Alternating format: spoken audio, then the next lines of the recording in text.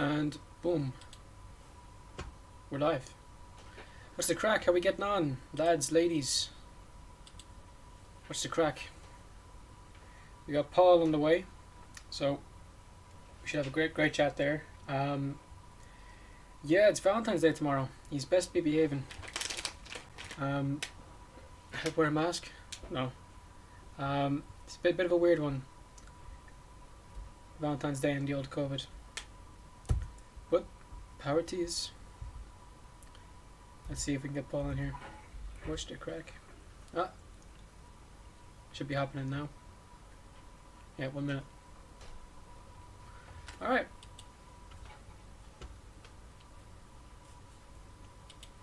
Let me just get myself set up and have Thomas sort some stuff out.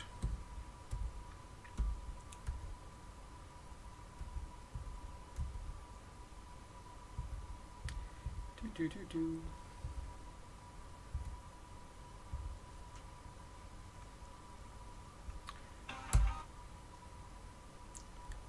And all right, and boom, put this over here. Yeah, I was out in the store earlier, and yeah, Jesus, it's a bit crazy out there at the moment. Kind of everyone on the last second Valentine stuff. But what can you do? What can you do? Greetings, no name. Greetings. What's the crack? Oh, hello, neighbor. Happy to have you. How's things where you are? Adam Schmidt, what's the crack? What is the crack?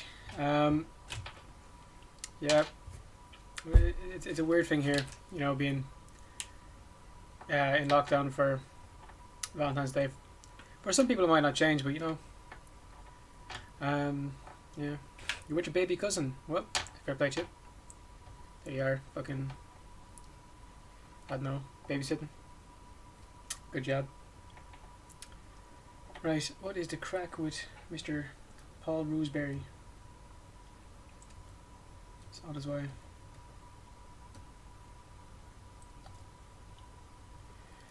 How do I say your name, buddy?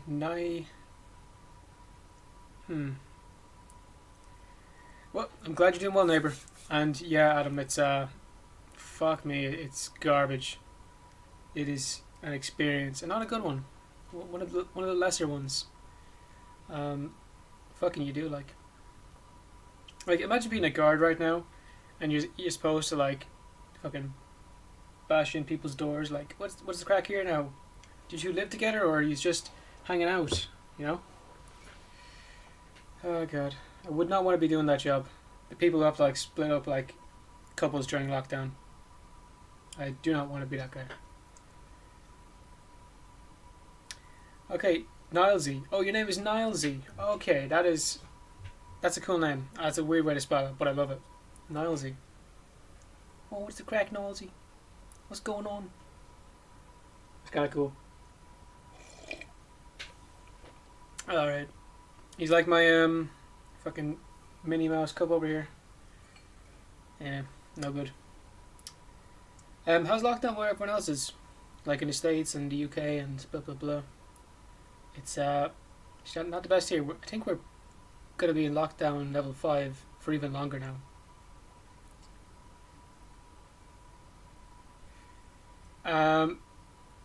Yeah, Adam, I'd be very wary of that kind of shite.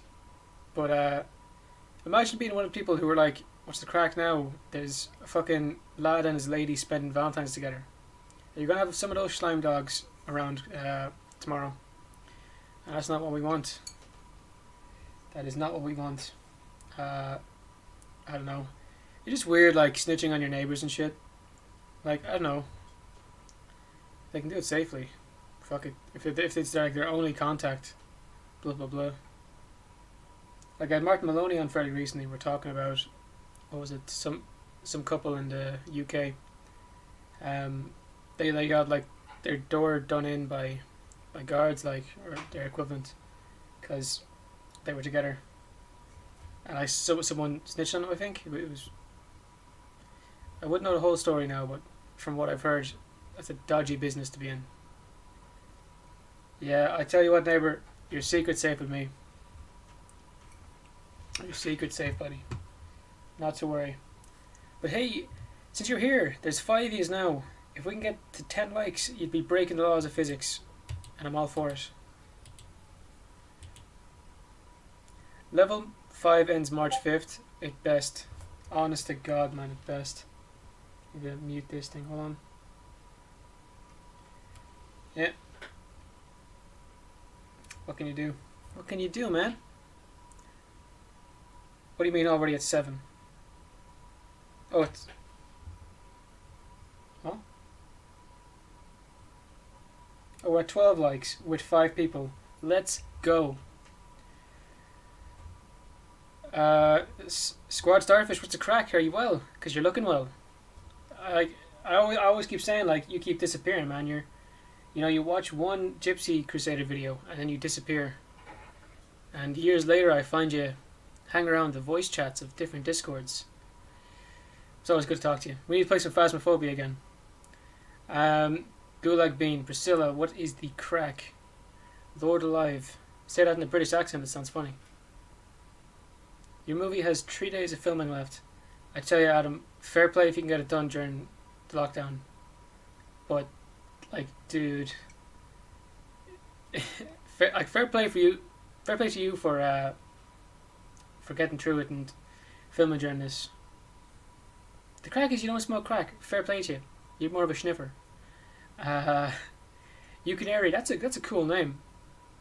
How you getting on? Yeah, we're waiting for Paul Roseberry to hop in, and we're gonna have a wee chat about life and all things. Probably gonna touch on Valentine's and all that, because I think in the US he can just do whatever the fuck he wants, and even in California, which is like known to be absolutely crazy right now. More of a sniffer. Yeah. Yeah, so we got comedian Paul Roseberry hopping on now a few minutes, and we will see what carnage occurs. But I tell you what, while we're sitting here waiting, do you reckon we could get to the old 15 likes with all tennies here? Another time we break, I don't know, laws of physics. You can name my Valentine is my lovely, lovely girlfriend. I got some stuff for her, but Valentine's plans, be happy. that's my plans. Maybe get a takeaway. LA is the epicenter of Rona. Doesn't epicenter mean like the origin point? Yeah. What can you do? Honestly. Cool, Kyle. Power to you. All thanks to the work of TikTokers. Yeah, Thomas had a funny thing. We were talking to a dietitian fairly recently. It was yesterday's episode. Fair play to you if you watched it. We were talking to a dietitian about the increase of the human brain in the last 2 million years. And, he fucking made a joke about, like, it decreasing ever since TikTok became a thing. And I fucking laughed my ass off. And, yeah, you gotta love Thomas. But I can see Paulie's over here. Uncle Paul's over here. Let him set up. We'll get him in here now in a second. Alright, you're looking well, Paul. Let's get you in here. Hey, there we are. What is the crack, man? How you doing? What is the crack? I'm good, man. How are you? Good. Glad to have you, man. Yeah, thanks for having me, man. Of course. This is like, what, 6, 7 times? It's not even a formality anymore. It's just like... No, man. You want to call and record it? Dude, it's a regular thing. So I think this is our first live, though, isn't it? Yeah, absolutely, yes. Yeah, we don't really do lives with guests, so it's kind of a new thing. I think Thomas is going to, like every second week, Thomas is going to do some kind of video game, but I'm going to have a guest on live. So cool. Yeah, you're a second guy so far. Yeah, thanks for having me in the pilot mode. Of course, man. Yeah. So how's things where you are? We were just complaining about California a second ago. Why? What's going on? I mean, there's a million things to complain about. I'm sure I can share. Which topic? I think they were talking about COVID. Oh yeah. I don't. Oh, it's Sticky situation. yeah. I mean, so I'll tell you. We wear our masks. Our masks. I feel just so beaten down by the lead hand of the man just saying that we wear our masks. Oh, we're saying, but we wear it at the store, but not when we walk the dog. And I think it's been pretty much proven at this point. I would think that the chances of me being on the other side of a street from you while walking my dog, and even if I had a raging COVID case, like I were like just a clammy, sweaty ball of human COVID, I don't see how, with the hardest intended sneeze, I could give it to you on the other side of the street. So Yeah, pretty impossible. it's I think I'm so jaded on it. I think we just go back to work. Just go back to, I don't know. I'm totally over it. I understand. I feel terrible for those who have been affected. I've spoken with many people who have lost family, and I have extended relatives, like removed relatives, and but still, we've got to be reasonable. Yeah, it's certainly a weird time to be alive, man. But It's a hey, weird time to be alive. you got to make the most of it, don't you? That's kind of your only option. That's true. You got to make the most of it. We were just on a hike. That's why I apologize for me a few minutes late here. No We worries. did a hike up on Fryman here in LA, and there were a few people. I'd say it was like 85-15 of masks to no masks. Like we had ours on. It's the new thing. The thing in LA is this: you wear the mask on your chin. So it's kind of like it's like if you don't want to buckle, but you don't want a ticket, so you like hold the seatbelt in front of you, kind of thing. It serves no purpose, Yeah, but just to show I wear a mask. and to Sure. make it seem like you had it on a second ago. Maybe you're just catching your breath, and then you just leave it I off. wouldn't want to go on a hike with a mask on, unless I was doing like altitude training, Yeah. Well, which most people and aren't doing. no, this is a pretty casual. Our 5-pound dog can handle it, most of it. So I Fair mean, play. it's not. But I do see those guys at the gym. Remember a few years ago? I don't know if you saw this. There became this exercise equipment mask that people were wearing to simulate what you were saying, like an altitude adjustment. So it, in theory, made it harder to breathe, and so it worked your lungs more. It was like almost like Bane from Batman, kind of. Yeah, I've seen them. Yeah, Dude, people are loving those now. I mean, great for some. If it works, man. If it's what you're trained towards, sure. But anyway, man, it's fucking Valentine's Day Yeah. tomorrow. Fucking, Yeah, the fun world stuff. should be fun stuff. World should be back to loving and doving. Yeah, there we go. Yeah, yeah. Yeah, no doom and gloom here. None of that. Yeah.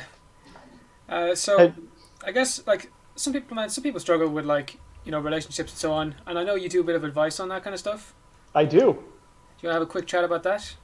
I would love to. Yeah, yeah. So I mean, for I a guy who's down on his luck and he just doesn't know what to do or like how to approach someone romantically, I mean, what advice do you give them? All right. So you're talking about a single guy.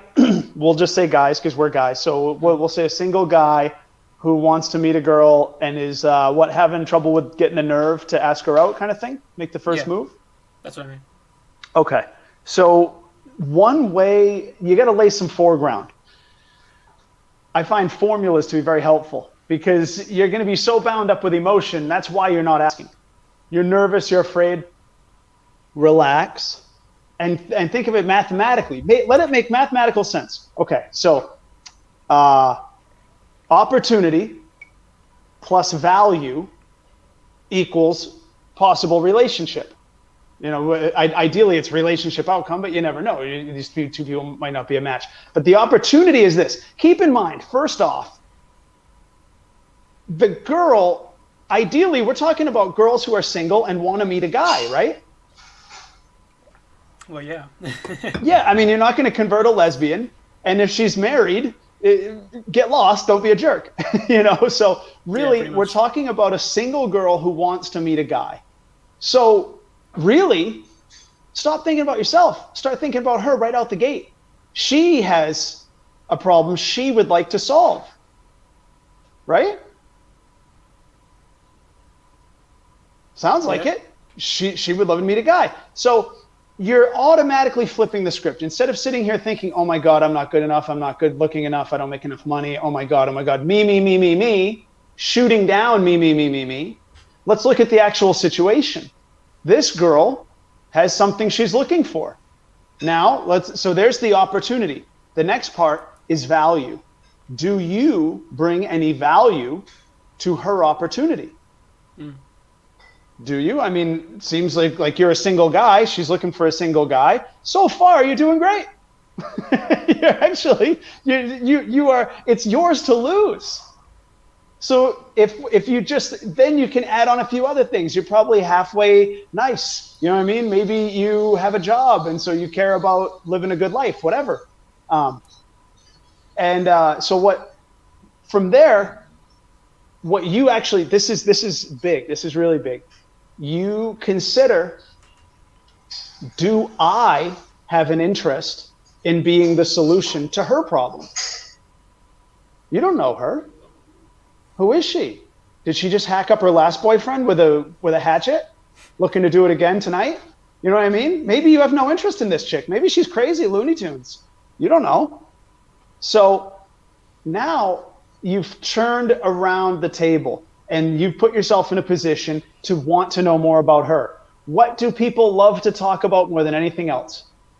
Themselves. Themselves. Hey, you just got a lot cooler. Just like that, you're a guy who's curious about her and wants to know more about her, giving her an opportunity to talk about herself. You're not over here boring her with things about you that involve no listening on your part. You're just pressing play on a tape, a sales pitch of who you are, or acting weird and quiet because you're in your own head doubting yourself. No, you're living in real time, in the moment, asking her, hey, how's it going? Like whatever, hey, that's a nice shirt, like, well, I don't know, do you live right? Whatever the question is, find something, begin the conversation with genuine interest in her. That's putting your best foot forward. 100% that's putting your best foot forward. And from there, you decide, hey, this girl does sound kind of cool. Maybe I would be interested in being the solution to her guy problem. And there you go. If that would make sense to you because she's shown interest, something you're interested in, which would hopefully by this point lead to a reasonably smooth conversation about a mutually interesting topic. Now you're just two people hanging out, and that's what a relationship is. Two people hanging out, having a good time. Yeah. Like, it doesn't come out of nowhere, in all fairness. You have to kind of nurture it into something. And it takes two people as well. Like, you're not going to, of course, like you said, you're not going to like convert a lesbian. Like, dude, probably not. Come on, like, someone has to be interested in you to yeah, she's got to be buying what you're selling on a base level. You know what I mean? Like, yeah, you're not going to sell an SUV to someone looking to buy a 10-speed. It's just you got the wrong customer. Keep moving. Yeah. But.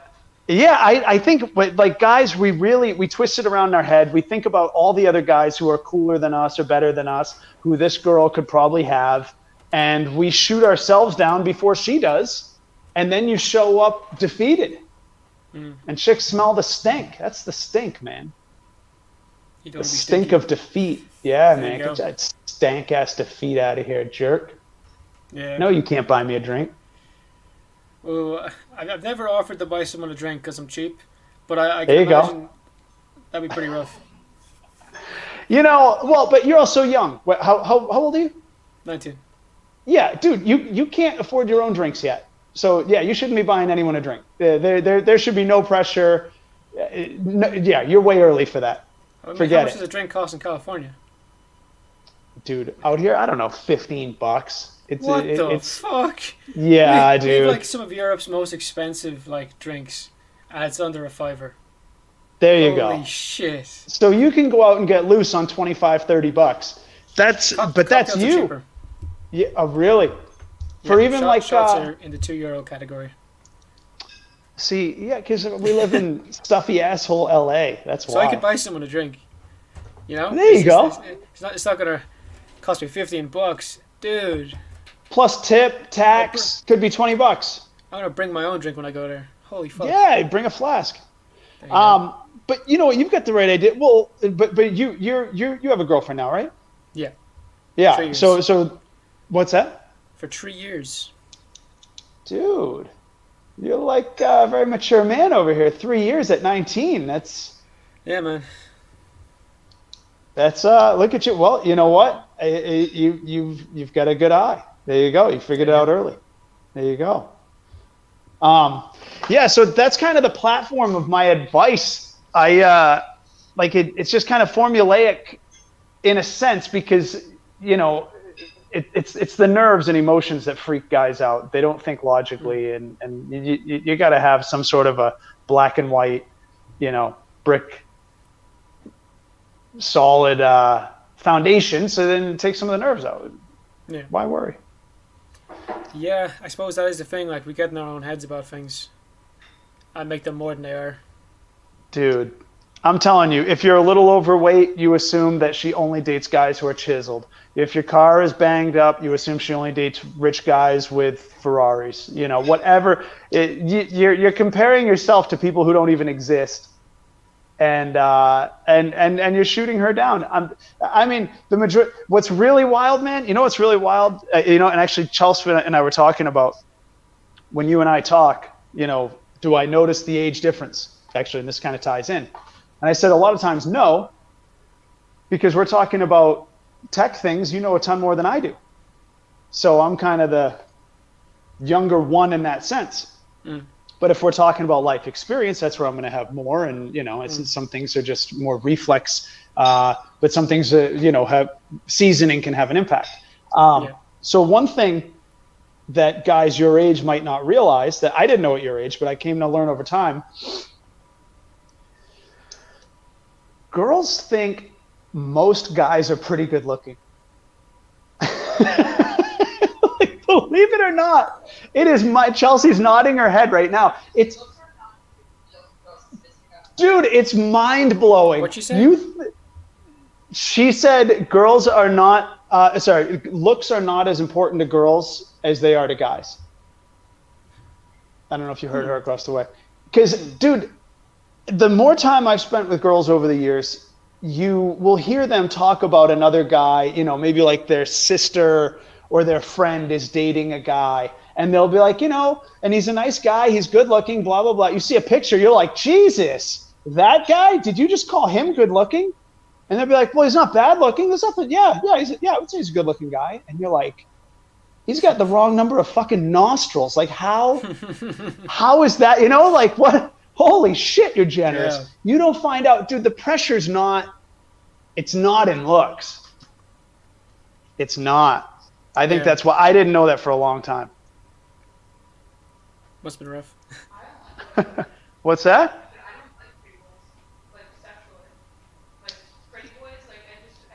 Well, what's a pretty boy? I mean, I want to think that I'm a good-looking guy. Chelsea just said from across the room she doesn't like pretty boys.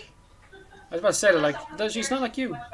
Yeah. Oh my God, dude, a guy I helped one time. I was actually helping a guy with some dating stuff, and he was saying that he liked my advice more than some he had gotten from like a very like a popular brand of male dating advice. And he said that Alpha M guy, was it? Dude, it might be the guy. He's got like shaved hair on the sides and kind of long. It's so. Hold on. It's I get emails. I think I might have turned them off. It's I forget, but and so the kid had said something to the effect of like, I like your advice because it's not coming from like such a good looking guy like this other guy, something to that effect. And I was like, you're fucking dead. No, I didn't do that. You get no more advice from me. I hope you're celibate and single until the day they roll you into a hole, you son of a bitch. I was so mad. Yeah, no, I know what she's saying. She said like you don't want a guy who like had his eyebrows done this weekend or something. No. That's weird. You ever get your eyebrows done? You know, as I say that, on a polygraph last weekend. You know, I know. No, the answer is essentially no, but on a polygraph I would fail, and I'll tell you why. This is actually a funny story. I hadn't thought about this in a long time. So when I first moved to LA, I had a neighbor, and she came up to me. She goes, "Hey, can you do me a huge favor?" I said, "I don't know. Yeah, sure, whatever." She goes, "Listen, I have a friend who's opening up a like a beauty salon, and she's going to be on the news for her grand opening next week. They're going to do a story on her, and we need a male model to come in to have a treatment." And I'm like, "What? I'm already flattered. You call me male model. I don't get that often." Sure.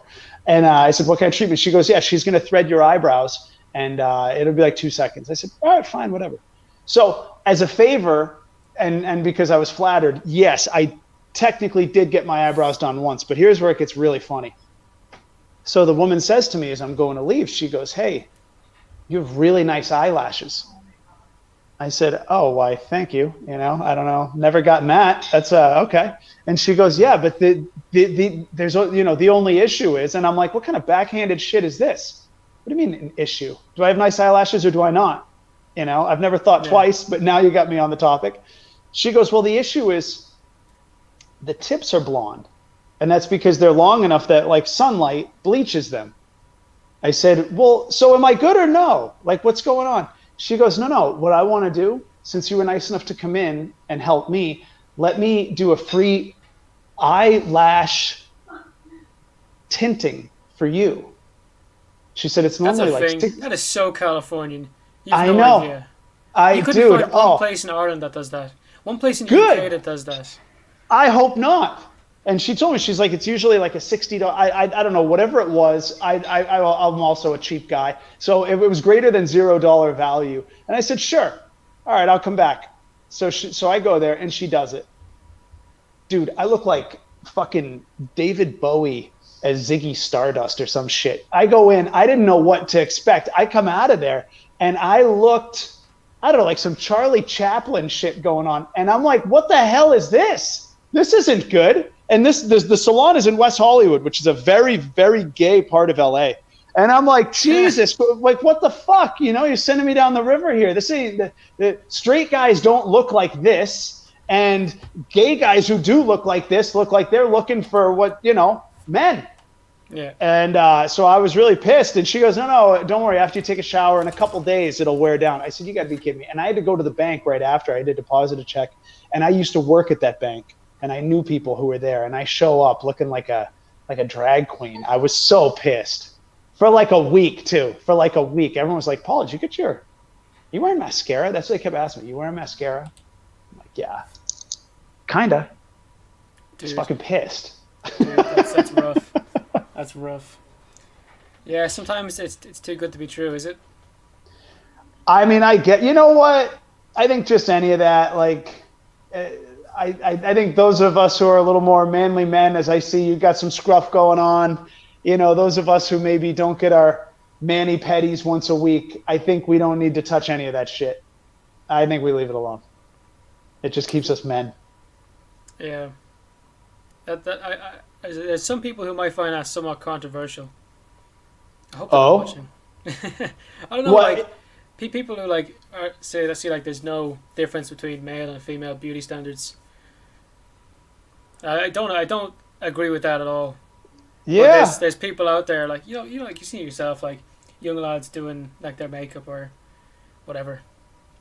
You know, I think the key term there is standard. You know, I think what makes their statement wrong would be standard.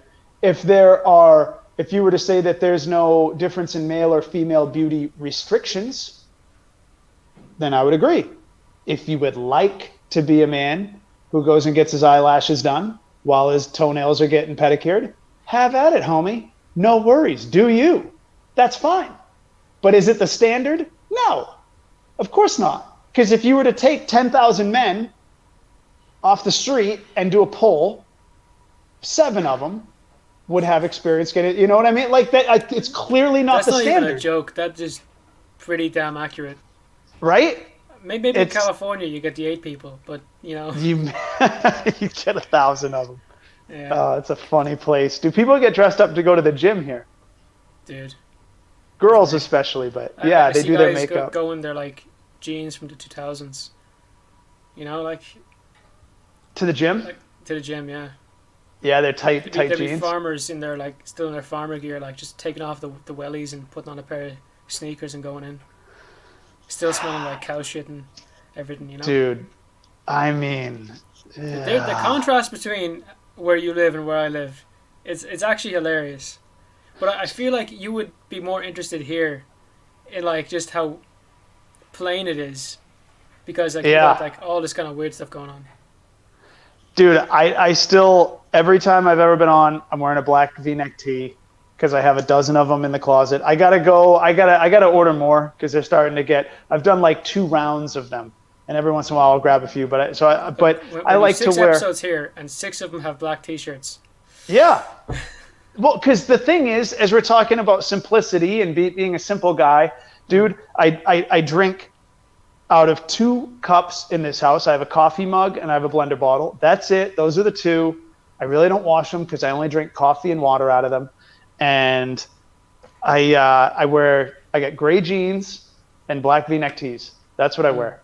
You see me around, that's what I'm doing, unless I'm dressed up for work. Because I got other shit to think about. I don't have time. You know what I mean? I'm not doing this Cam Newton yellow suit looking like The Mask or some shit. You know? I don't, that's just not where my interests are. If that's where your interests are, fantastic. I'm sure you could have a ton of fun in fashion. I'm sure. Once in a while, it's fun to get dressed up, but I don't know. Yeah, I got other shit to do. Oh yeah. I don't know. It's weird, like how people put like their interest into like one thing, like super deep, or like I don't know. You're like super deep into comedy. Yeah. But when I did archery, it was pretty damn deep into archery. Like I tell you fucking everything about different brands, and if they use it, like the different metals on different tips and how it would fly as a result. Blah blah blah. It's kind of funny how we all fall into these niches. Yellow Hopefully. suits must be one. Dude, I mean, do you know who are you familiar with Cam Newton? Couldn't spit his name out.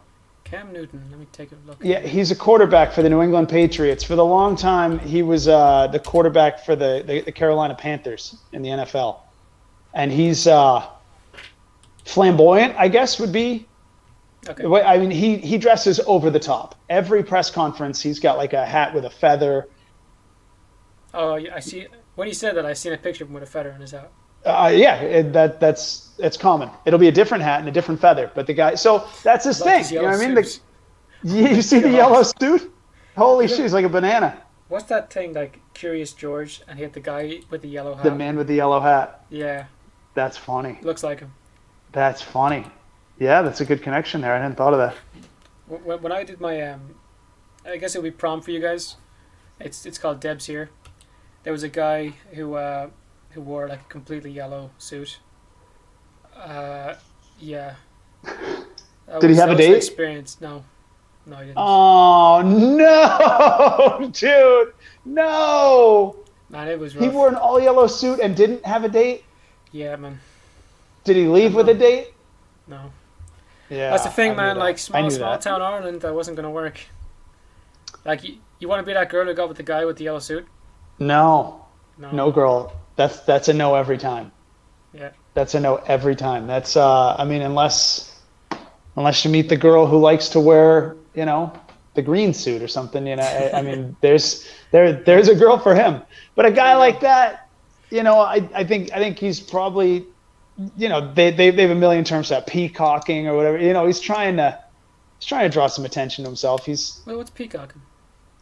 Peacocking, it's and it's funny to use it as a verb. It's when a guy it's from this terrible book called The Game. You ever hear of The Game? No. Before your time, I guess I would say. Yeah, this is well, obviously, but it came out, I don't know, like 08, something like that. Did it? 07. It was this guy Neil Strauss, and there was a guy. Actually, you know what? It would be an interesting guest for you to try to get. The guy he had his own TV show. He went by the name Mystery, and he wore a top hat and he wore mascara and he was a funky, weird dude. But he tried to teach guys how to pick up girls. That's what he was. He was the pickup artist. But it was the creepiest, most messed up shit, man. Like I It was always weird. said, people would ask me if I ever read the book The Game. I said I owned it, and then I threw it out after reading about 40 pages. And I said the only comment I have is there should be a part 2 to the game, which is how to do dentistry on yourself at home after using the moves from the game on a girl at a bar, and her brother or anyone who cares about her knocks you out cold for your creepy Yeah, ways to break the touch barrier and stuff. Just dude, strange. we're well Yeah, past dude. that. In fairness, it's just fucking weird. And like Yeah, it we all was. know a guy who would kind of do that kind of stuff. Um, yeah, kind of dodgy. I remember when I was like in school, there was, as it was, I guess less frowned upon because they're just young lads, which argue with that if you will. But yeah, dude, it's fucking weird. Yeah, I mean, like it wasn't full on like rapey, but it was just creepy. It Creepy. was it Yeah. was definitely creepy, just like little games to play with a girl. Like, hey, do you know guys always have a longer girls always have a longer ring finger or something, and they're like, oh my god, really? And then you like put your hand up, and then they put their hand up to yours, and yeah, just weird shit. And then like, hey, and that guy's like, see, before you know it, she's already more comfortable with you because you guys have touched. And so now it's easier. Like, oh, dude. Makes your stomach turn. It's a bit weird. Yeah. Well, the same guy, he had a term. If you hadn't heard of peacocking, you probably heard of. You probably hadn't heard of negging. Have you heard of that? I've heard of it. I don't know what it means. Fuck. You're in a better place. So negging, it means to say something negative I know what it toward is. a girl, to bring her down. I guess to somehow by proxy imply a higher value to you because you've just knocked her on the ground. And a guy did it to Chelsea when we first met. She had gone out with her friend to a bar, and she came home and was like, "Yeah, some guy negged me," because he went up to her when she first got to the bar. He was like, "Hey, I really like that shirt." She's like, "Oh, thanks." And he's like, "Yeah, you're like the third girl I saw tonight wearing it here." And she was like, "Oh, okay, I know what you're doing. See ya." Because he's Oh, trying to she's make. smart. She's smart. Yeah, well, yeah. I mean, come on, like that's a guy. You got to check his pocket for fucking pills. Yeah, man. There's some weird fucking dudes out there, and hopefully you don't get them for Valentine's. Anyone who's listening or watching, good lord. Man, man. Yeah, you would hope those guys are more visible, but yeah, I have no idea. I don't know. Yeah, just kind of sleazy and hiding. Oh, it's weird. But like with COVID, they don't really have the same opportunity. They're stuck at home. Hey, you know what though? I think that is a statement spoken between two men who have girlfriends. Because I think if we were single, we would both have input on exactly how to continue meeting single girls during COVID. I'm sure of it. I'm sure of it. I talked to one guy a while back on like a Zoom, and he said he was going to underground parties and making out with chicks, and that was in like fucking April last year. Or So, yeah, if you're a single guy, if you're a single person, you're figuring out. We used to have this buddy down the street, great guy, sketchy dude, great guy, sketchy dude, and he was on a couple of dating apps, and he was getting laid all the time. He was a good-looking guy. I mean, he was a nice guy. He wasn't sketchy like van with no windows, but just a dub. You know what I mean? Just like, what are you doing? Always fucked up. But yeah, he was getting laid left and right during COVID. yeah. I That's have a why we few didn't buy friends who are him. struggling. Really? Well, Yeah, but we're also in LA, so you glorify any number. If they have a chance with one girl during COVID, this guy has a chance with 500. It's a city. yeah. It's kind of weird here because like, you're never gonna get anyone from the town over, because no one's gonna make the journey. It's not worth it. But like, with 5,000 people in the town, fuck Holy it, shit. You know everyone and their cousin and their mom Yeah, and their dad yeah. and the dog. You know? Yeah. 5,000, man. Yeah, 5,000 people here. What that makes me wonder. I wish I knew any sort of like density as far as I told you one time I'm from a city of about 22,000, 23. Sometimes as low as like 18 at different times in my life. So it's not wildly off, 3 to 4 times what you're talking about. But I wonder, with the density, because are you guys kind of country out there? Like you have a lot of fields and homes are separate, or is it Like congested? Like not there's some congested, but houses in the middle of nowhere, but the majority are in estates. So yeah. like I don't know. Like I live in a fairly big estate. It's called Snob Hill. That's Snob nice. Hill, I don't know why it's called Snob Hill because it's like SNOB. yeah That's yeah. awesome, dude. I don't know why. Snob Hill. You're the most down to earth guy, but now I Yeah, know. man. Yeah, you're Fucking just the trying to houses. balance out your snob. There's Snob. apartments that cost nice. There's apartments that cost more in this town than these houses. You know, Yeah. it's really weird. But most of them are in the states. It's probably like 7 or 8, and there's a bunch of apartments which you would not want to live in. Um, Wait, 7 or 8. like 7 or 8 different estates, and then there's apartments. Oh, So okay. like you'd know like oh this lad's from Sycamores, this lad's from blah blah blah. You know, You know, what? so I've got like my. I'm gonna look on the laptop as we. So Snob Hill, you said? well that's what like it's known by the locals. It's not actually you can't look up Snob Hill. No. No, From Slatbag, 9. 9. There's something on here. IrishTimes.com said from Slatbeg to Snob Hill, an Irishman's diary. Put in the fair into Fairmont. I don't Yeah, know if that was regional. you can look up a town. It's called Edenderry, but that's all I'll give. It's called Edenderry. It's Edenderry. yeah, Oh, Eden there like it the is. Garden of Eden. Okay. Yeah. Yeah, man, it's pretty small. I love seeing new play. This like expands my mind. Yeah, Oh, you when you're got a sitting nice little there. bridge over there. Yeah, it's a good bridge. I know the The bridge old well. stone bridge. Yeah. Dude, I gotta get over there. Once this COVID lets up, Oh, dude, you wouldn't want we're to. hanging out. Sure, man. We're meeting. We're going to go to Scotland to meet one of our friends when he heads over. A few of us actually. Dude, It's not a bad idea. Scotland. I want to That's a see cool all place, this, man. man. Yeah? And it's very connected to Ireland culturally. Like the Scottish language and the Irish language, basically the same. Okay. What Yeah, is that? The Gaelic you're saying? Or? yeah. There's two different branches of Gaelic, um, and like one makes sense, one doesn't. One is Welsh, one is like the Irish Scottish one. Yeah, I don't know what the other one is for the Welsh one, but it's kind of weird. Wait, so are you? I'm looking at the broad map now. I can see Scotland. Can see the whole UK. Are you like northern, southern, east, west? Dead center. Really? How about Yeah, that? dead center. Well, center moving a bit towards the east. Like near Athlone, Yes, Tullamore, yes, that's the area. Tullamore is like nearby. like the whiskey Tullamore Dew. Tullamore Dew, yeah, Yeah. 20 minutes up the road. How about that, Maybe an hour to get the Guinness. It's fucking handy, Paul. I'll tell you now. dude? Oh man, no, I could totally. There's a funny name, Athleague. Athleague, ATHLEAGUE. That sounds like athletic league as one word. Athley, yeah.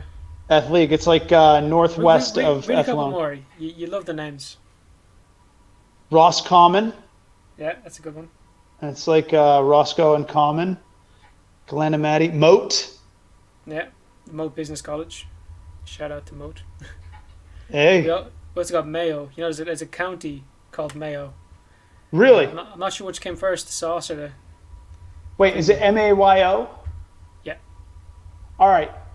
So that's interesting because my I'm favorite really. county too. What's that? It's my favorite county, Is it unironically. really? Yeah. All right. So here's what's in. So I wondered. There are a lot of black people in the U.S. Not a lot, but several. with the last Well, name more Mayo. than in Europe. Like that's fair.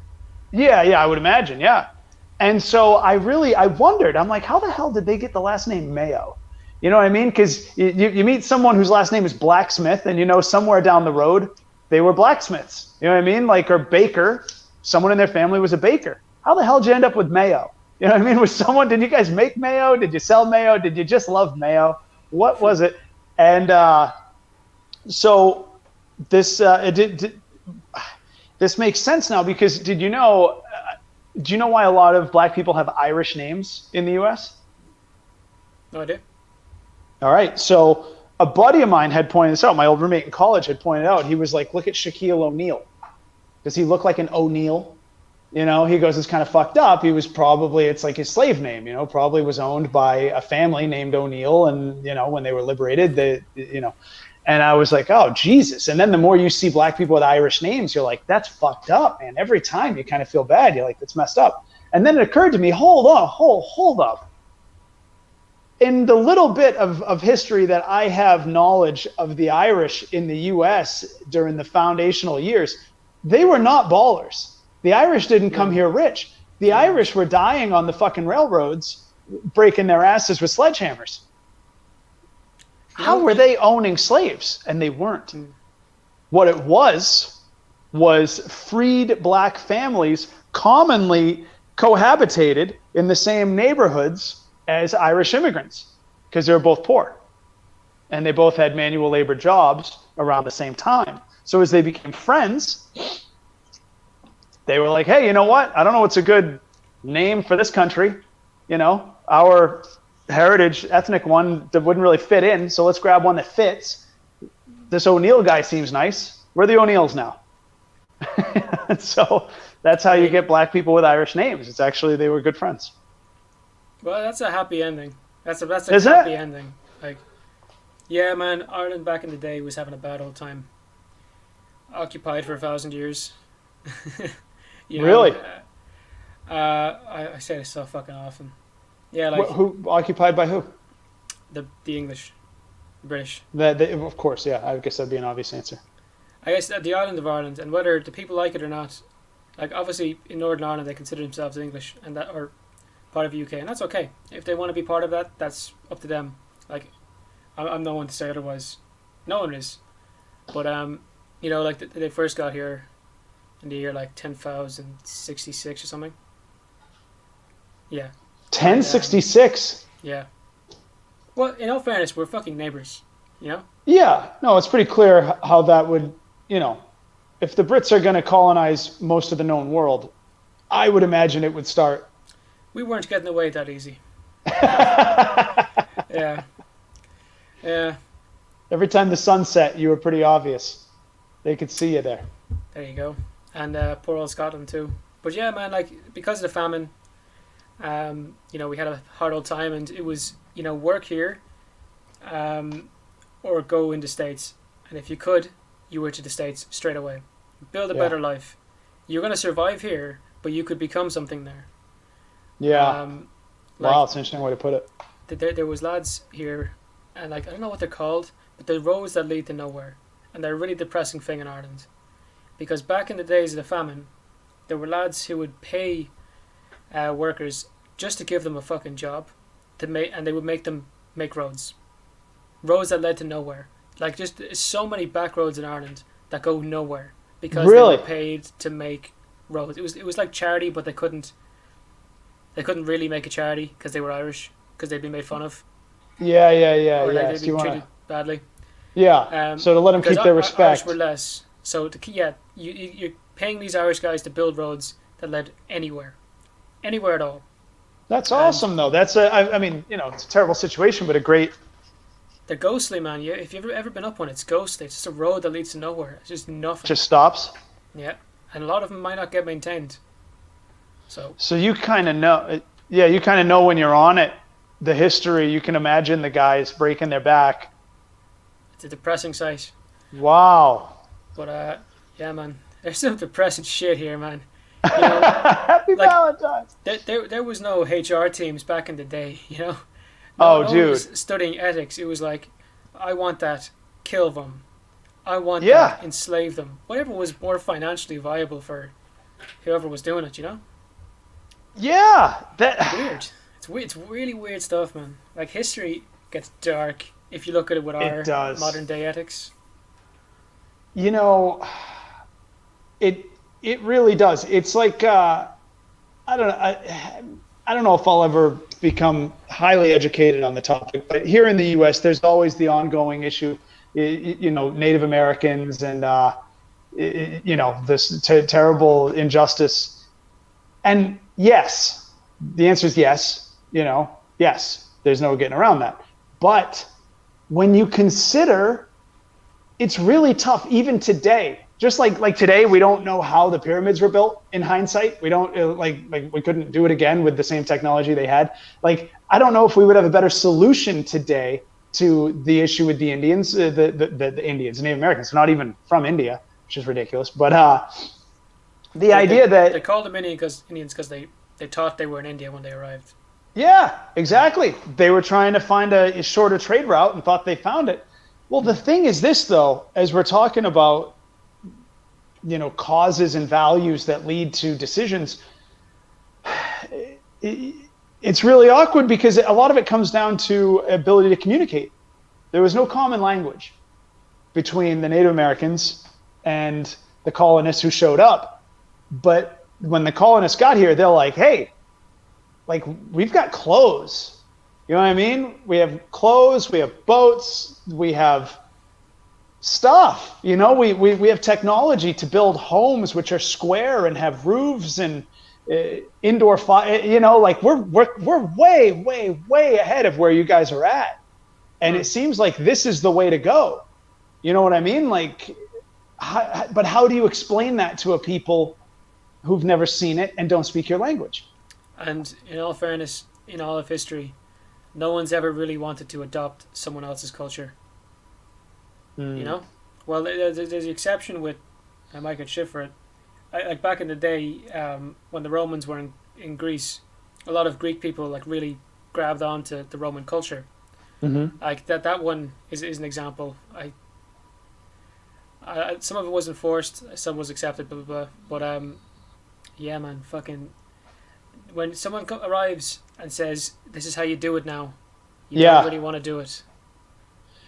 You It's know, like it's like with myself. Like, would I just stop speaking Irish forever? Like, would I stop learning about the Irish stuff? yeah, You know?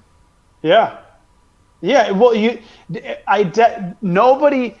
Well, there's kind of two things there, I think. Because one, as far as the prevailing culture, probably the culture which had, whichever culture wins the conflict, probably has the greatest technology. Probably.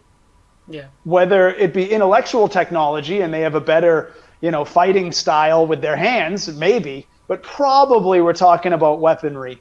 And so the one who has the more technologically advanced weaponry probably has a more technologically advanced society, which would then reasonably seem more attractive to those who just got conquered from the technology standpoint. They're like, well, I hate you guys because you killed my family, but it is nice to have toilets instead of shitting in this bucket. I bet, it's awkward. But on the other hand, though, you're right. There's no one, I don't think there's anyone who's going to want to let go of their culture. Even if they take on the new technology, they're still going to want to hold some tight grip on where they came from. I mean, look at people from New York. They love being from New York. It's not even a separate country. Yeah. It's just a city. I mean, it's a state, sure, but we're talking about New York as Boston, Back when New York was New York. Yeah. You know? People hold on to it. Oh man, yeah. I think it'll be back. That's one thing that's fascinating about American culture. What's that? Where they come from.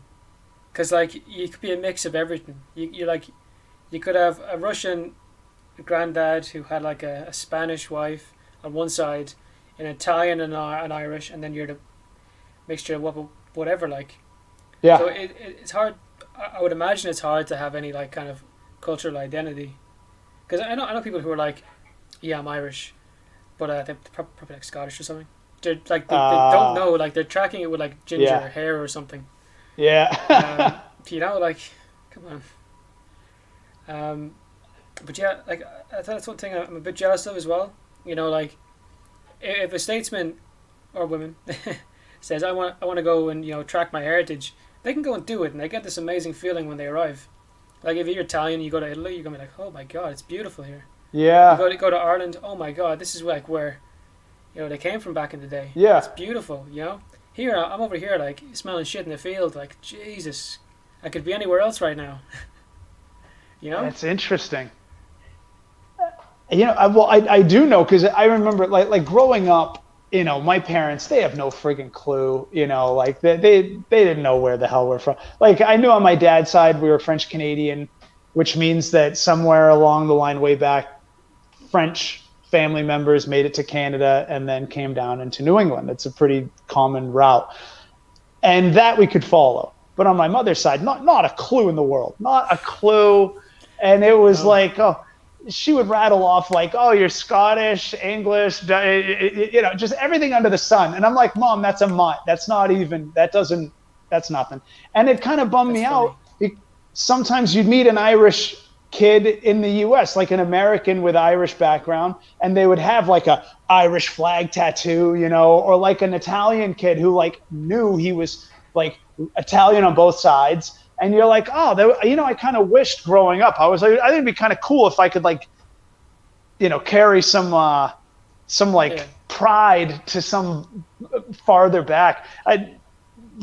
When it's mutt, it's like, yeah, it's just me. That's it. I get, Yeah. you know.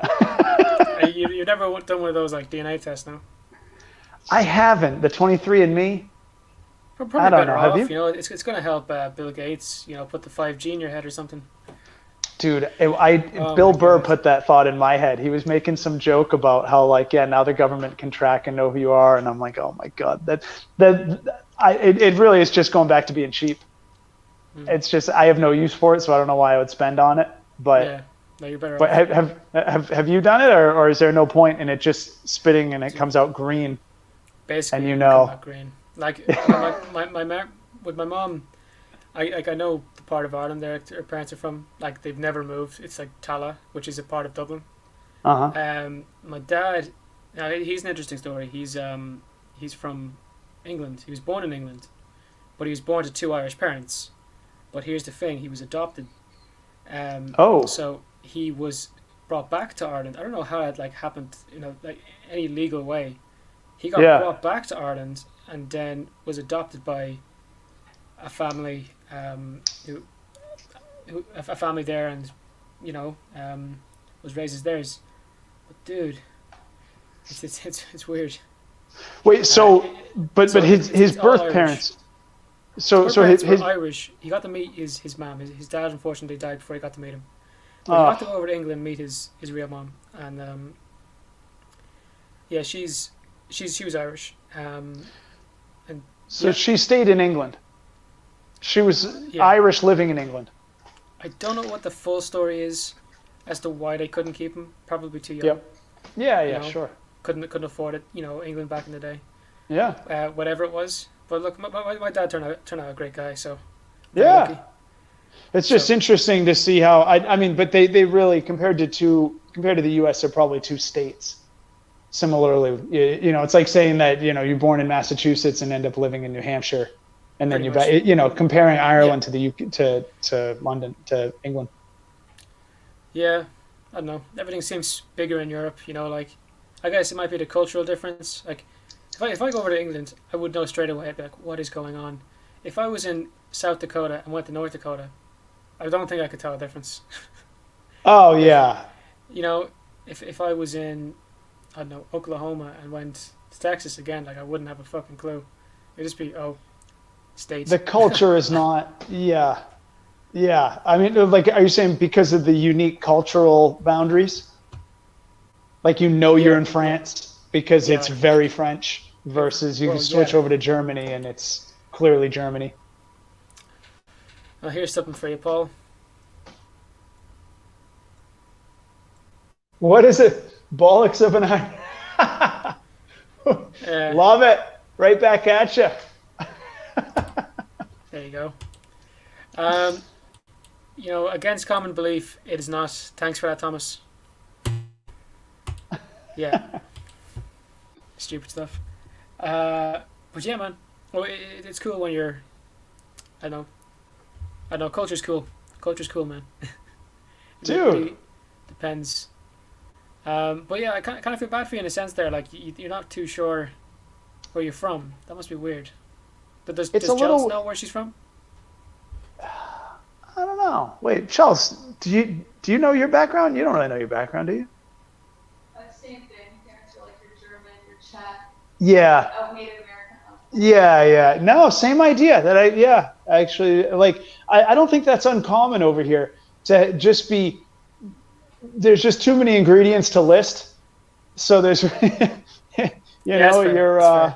You lose track. it's, Well, but you don't I mean, care. it would be cool. I mean, like, I had a friend who was Serbian. Now, granted, he lived in Serbia, and came to the U.S. I think as a child, as a kid or maybe even a young adult. So I mean, it's not like he was born here. But I mean, the kid knows he's Serbian. You know what I mean? There's not a question. Like it's kind of fun to see people who are like, or like you just meet people who know and have. I don't know. I've always thought that would be kind of cool, but it also forces you a little bit. It forces you into your own identity to not have that, because you can't like lean into the crowd. Well, I'm with the Irish or I'm with the Germans. Like if you're with nobody, you better get funny, dude. There you are, and it makes comedians. Sure as shit, man. Because you got no, it's like in prison. You don't have like a table to go sit with. Well, you better be Yeah, tough as shit. you yeah. know, you got to figure it out. You kind of become a lone dogger. Get those muscles going. Well, there you go. Uh, Yeah. yeah, no, you're right there. Like you can kind of fall into it, and sometimes too deep. I would know some lads who probably are a bit too deep into it. Really. Like man, I speak with a funny accent and I say shite and bollocks. Like that's about it. You Yeah. know, I can But I speak mean, a there's bit no of getting Irish. around that. Yeah, yeah, but you find some, and it's weird because of like, you know, a lot of media is made in the United States. Kids are growing up on screens now. You A find that lot of people, what? Oh, meetings. no, a lot Wait, of what? media is on Oh, screens. okay. Yeah. So you'd see like, I don't know, I guess people who are younger than me, or even people the same age as me, like they start having American accents and never been to the States because they're watching American YouTubers. They Wow. learned English from from Wow. watching American YouTubers. Blah blah blah. Huh. And you can, yeah, it's one thing you can never explain, I don't think, but it's the idea that like I think it's really funny when you say they have an American accent because I'm so American and just engrossed in my own culture. I guess that and our own lack of culture, as we're saying, like a lot of Americans don't know where we're from, so we don't have like a root to hold on to in particular. I feel like that makes us bland as far as an accent. Like we don't have an accent. If you're not from New York or Boston or the South, I feel like it means you don't have an accent. But it's so funny, and I would feel like you do because you live in a place where I don't, and you speak differently than I do. So Yeah, I feel but like I that see you as gives you having an like a accent. heavy American accent. Well, yeah, I mean, it's ridiculous of me to think I don't have an accent. If you and I speak differently, and I think you have an accent, by definition, you Yeah, must feel that I also have an accent. yeah. I said before, man. Like maybe like third time you're on the show, like holy fuck, your accent like is just hilarious. Like That's funny. when you are doing like a comedy bit, and you really rip into it. Yeah, Yeah, and your accent is like really coming through. It is hilarious. It like that's amplifies it. funny. That's It's like it's funny. like, like Yeah, it's like Bill Burr. If he spoke in like any other accent, he'd be. I don't think he'd be as good.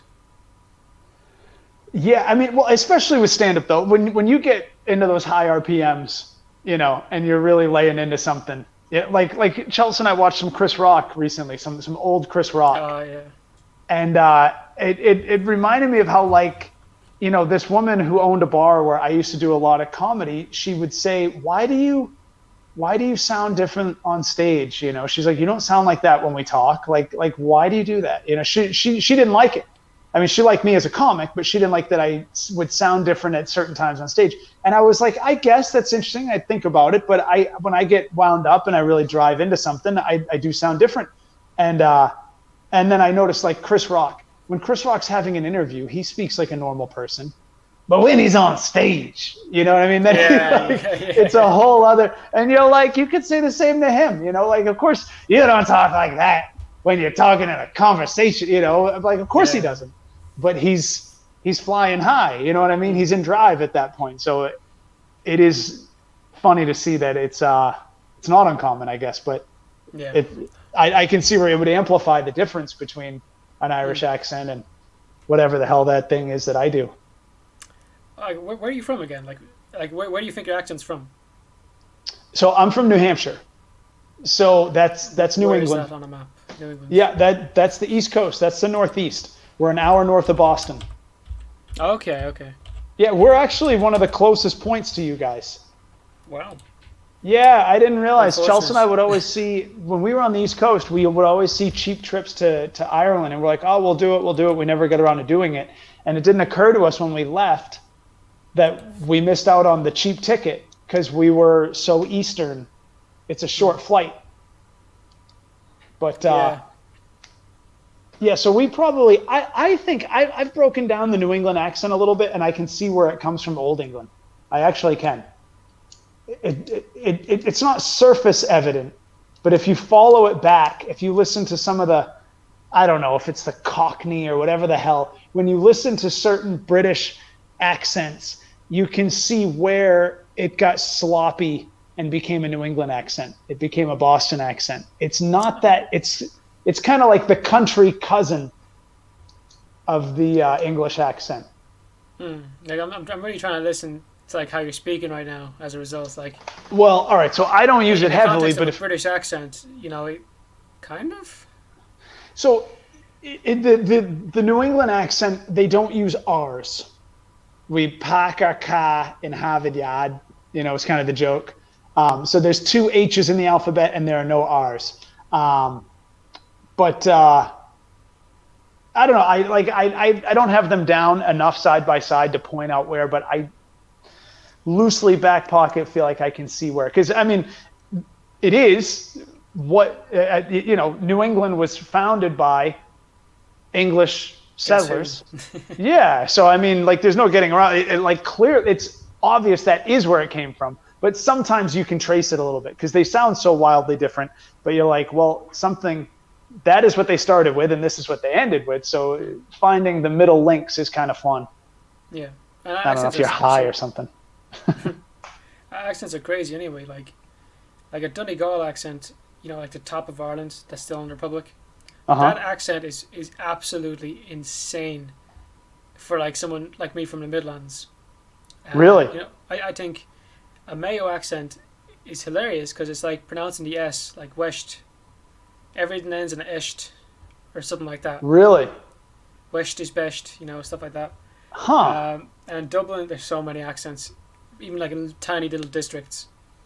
I don't know. You think we'd all sound the same. Like, myself and, what's her name? Is it Saoirse Ronan? Is that the actress's name? Let me check it up. What is that? I'm just trying to check an actress's name there real quick. Yes, you know who Saoirse Ronan is? No. Really? Okay. Wait, Saoirse Ronan? Ronin? Yeah. How about that? No. Let's see. Saoirse, how do you spell the first name? Saoirse. Oh, there she is. Yeah, she comes right up. Yeah. Yeah. How about that name? Her Irish accent versus mine, you know, it's very, very different. Really? And yeah, man, she yeah. Her name is like very Irish. Like Saoirse is a very Irish name. Clearly. Aisling as well.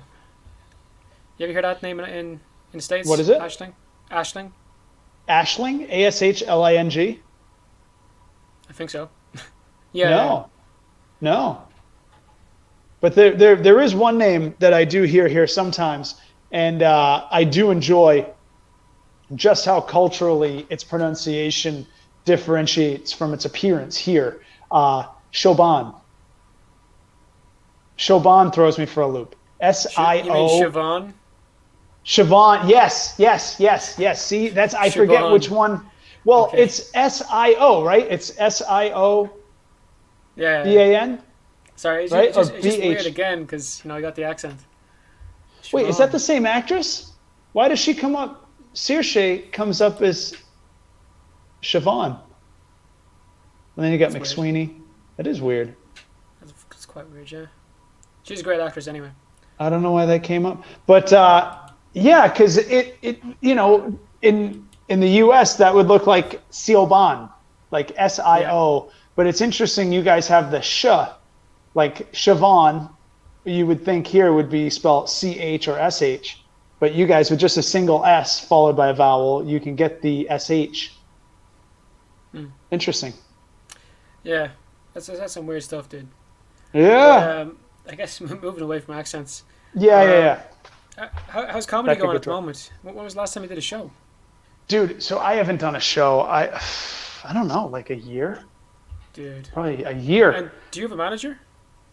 No. Really? No. You're like one of the only talents I've ever talked to without a manager. You What's know, the I would story love to there? meet one. I know I would actually love one. I think yeah, I should I think I like forget things that I intended to I start Yeah. one thing, move on to another. Well, the thing with the manager, yeah, you know what? I should just send out a bunch of submissions. I should do that this week. What the And fuck? obviously What you the have fuck? Behind the Comic as, I guess, your promo reel, your demo reel, whichever. Well, that's the thing I was going to work on this week was to take clips of behind the comic and try to make like a hosting reel. Um, oh, there we go. Almost easy. What up? I'm on my phone screen, so I have to like squint down. I'm looking at my Yeah. laptop, but also like, yeah. Um, so yeah, so I was actually going to take little clips of the behind the comic and try to put together a hosting reel. Maybe try to get like a hosting gig.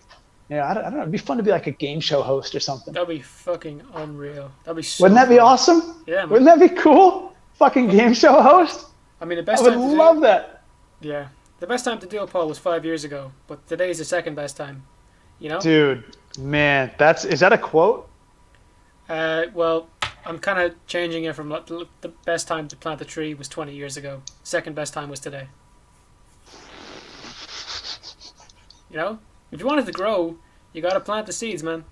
100%. No, you're right. And I've And that, appreciated your help in cultivating the stuff that I have been able to get up lately. Um, no, I mean, I'm you're my favorite comedian, man. I'm waiting for the Netflix special. Like, dude. get it done, dude. I'm sitting Well, here you know waiting. what? Here's the thing. Like, all right, so before I was holding back on new material because I didn't want to do it into the camera from home, and then then it's hard to like use it later. I thought because it's already out, but I don't think that's an issue. I think between that and I think there've got to be some outdoor venues. I got to find some underground shit because I noticed Sam Morrill. He's a big comic in New York, and I just saw him post an outdoor venue skit or clip recently, and it was funny. And then he said follow his YouTube special. So basically, he's releasing pieces of a YouTube special that he's producing, which is a collection of clips. I could do that. God. Yeah, Maybe I'll just do absolutely. that. Because, I mean, it's driving me nuts. Like, I've still been writing. I write a ton. Which is great. Yeah, and so I've been doing the stories, but the stories are stories. Those aren't bits. They're funny and fun, great, but they're very fact-based, kind of finite endeavors here. And I figured with starting a pod, then I could work in some comedy and have it, like a lot of comics do. You can get what's going to be stage material from the conversation of the pod. Yeah, I kind thought that kind of would be an like outlet, yeah, kind of like Bill Burr's thing. People write like into Bill him Burr. with a question, and like I don't know if he finds something like fucking hilarious, he really could make it into just Yeah, average comedy. Like, oh, someone asked me this question, and blah, whatever. Well, he says it like Bill Burr. The way he yeah. says things make it funny. But Well, and even just when he yeah, describes his week, it's the same thing. If he's talking about something his wife did or something, you can tell it might be stand up later. yeah, He's a cool dude. He's a cool dude. Yeah, yeah, he is. He's a very relatable comic for. Yeah, I've very much enjoyed it, and it's funny because like when I first saw one of his first special on Netflix, maybe 8 years ago, I lost it. I'm like, this guy's fucking awesome.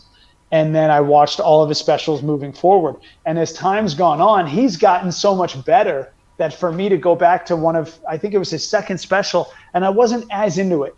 It was good, but I wasn't as into it because he's evolved, and I've followed his evolution, and now the bar has been raised. So to go back to his older, you're like, oh, that's not as good now because there's this other comic, which is him in the future, who beats his ass. Yeah. Well, hopefully you Kind can of look back on your old stuff and feel the same way. Pretty much, man. I like when I posted that. Sorry, I just dropped some. When I posted that video the other day of the Tom Brady material, dude, I watched that. The delivery was, I'm not gonna say terrible, but I wouldn't stand behind it now. Like because that was my first time in front of a paid audience ever, and I should say as a booked comic, that was the first time where I was booked to be there, and I was nervous and my timing was off, and like it just could have been 4 times better, but it's fun to look back. 4 times worse too. Like you did a great job by comparison of how bad it could have went for your first time, dude. You could have never went on stage again if it went bad enough. Dude, well, what's funny? So, and looking back on that set right there, so that Tom Brady piece, you saw me doing that. I'm going to say the Friday following the previous Sunday's Super Bowl, because I work Fridays and Saturdays, and that club was Fridays. Yep, so that would have been the following Friday. Now, I then went to Florida for 2 weeks after getting on stage for the first time, like I said, in front of a real crowd. And when I came back, I went to go see a show where this comic was going to be on, this guy Joe DeRosa, very funny guy. And I went to go see him headline in Boston, and I ran into him in the waiting area, and we got chatty. Dude, he ends up throwing me on because I told him that, I just started really getting into comedy. I'm hired at a club now, and I work weekends. And he goes, you know what? I'm throwing you on 7 minutes. You're going on 10 minutes from now. And I'm like, wait, what? Fucking terrified. Dude, that audience you saw probably had, 40 people in it. His audience had 300. And it's the biggest club in Boston. It was Laugh Boston. And I was just sitting in the green room with him just to hang out. And so when he tells me, you're going to go on, dude, I pounded a whiskey as fast as I could. I was wearing my coat. I was wearing my winter coat when he told me. The little stand-up I had done was not, I had done a lot of open mics prior, like over the years here and there. But so I was shitting bricks when I did that material in front of 300 people 2 weeks later. And I wasn't able to record it because it was just so quick. I just didn't even have time to set up a phone to record. But, hopefully it seemed to get a good response. But, it would be funny to see that video too and see how I did. I don't think I've been in front of 300 people since. 300 people is quite a good little. Can't wait for 500, man. Damn right. A couple thousand. Let's do this big. Here's a question here. Almost easy to ask. When are you hosting SNL? I reckon about 3 weeks from now. Yeah, right? Dude, I would take that. I would love it, man. I kind of... What's that? I was going to say, you probably do need to get a manager, though. Like, no, 100%. I've been told by people it's next to impossible without... I'm sure that's why it seems impossible book a cheap every guy. day that I wake up. Find the cheapest guy you can and be like... I said, find the cheapest guy you can. Just I don't give a shit who he is. Yeah, I don't care if he's got a cheap suit with mustard on his tie. I don't care. You're fucking hired. Better, yeah, can you get me a gig anywhere? I don't care. Because there's a hierarchy to agents and managers. I used to have an agent years ago, and but that was for like acting and commercials and stuff. But it didn't do anything. But actually, I guess I've had a couple. I had one in New Hampshire too. But I guess. You know what? You're right. I just, everything feels frozen. That's part of the reason I haven't pursued that stuff is because I don't even know if they have live gigs. I guess they have some in Texas. You hear Rogan talk about it. But the country's so frozen on COVID. But you're right. There's got to be. You're frozen? Dude, I can't leave 5 kilometers of my house. I'm not supposed to see my girlfriend for Valentine's Day. And we're on lockdown till March 13th or something. Level Dude, that's a 5. month. That's another Yeah. month. And it's been like that since January. Before You're gonna see her, January. right? Yeah, we'll see. Yeah, we'll see. Now, I mean, if you decide you're not up for it, you have a perfect reason. But if you decide you want to, I mean, the romantic level is like a 10, right? I mean, There you you go. guys are like, this is poetic shit. Breaking the law, like. But no, Breaking the law. my worry isn't like, oh, we're gonna catch COVID. It's like, how many people are gonna fucking bite the ear off me for doing it? Like, you know, Will they? that's the worry. Yeah, because man, people are angry. Like, people are pissed off that they have to stay know. at home, and I understand it completely, dude. I fucking hate it. I Yeah. understand how it can drive people to like this anti-mask shit. I don't. It doesn't justify it still, but Yeah. I can understand how you would get to that. It's just wanting back to normality. It's not like wanting to kill someone's grandma by coughing on them. Right. It's wanting back to normality. But unfortunately, you know, we drew the short stick and we're stuck here. Dude, We'll you get guys to it really have it eventually. over there. You Yeah, guys man, really it's have pretty it. rough. Yeah, one Man. of my best friends actually fucking had it recently. The guy was okay. His Yeah. girlfriend got it too, but the Yeah. pair of them were okay. Yeah. Dude, Got a bit worried though. a buddy of mine, he just had a baby. And so his in-laws were coming. You know, they're not old, but they're older enough to be, you know, cautious. And so he went and got a COVID test just to, you know, in precaution of them coming to stay with them. And he had it. He's Fuck. like, "Ah, get out. Who would have known?" Like, he literally didn't know. Dude, the guy's 40. You know, like, healthy guy, exercises. He used to be a trainer. I mean, he's not ripped, jacked, but I mean, he's in very good shape. But he literally didn't know he had it. 3 days later, got tested again, didn't have it. So it's tough because I don't know. Yeah, exactly. You don't want anyone's grandmother to die from it, but you know. That's not your intent when you're like, fuck it, I want to be able to do things.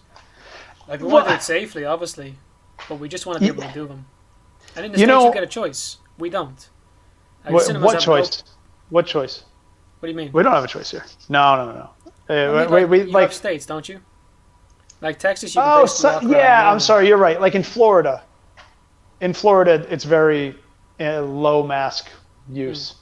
Well, You're right. whatever works for whoever. Well, in all fairness, if they were a country, they'd be the fourth highest infection rate. So they're probably not doing it right. Yeah.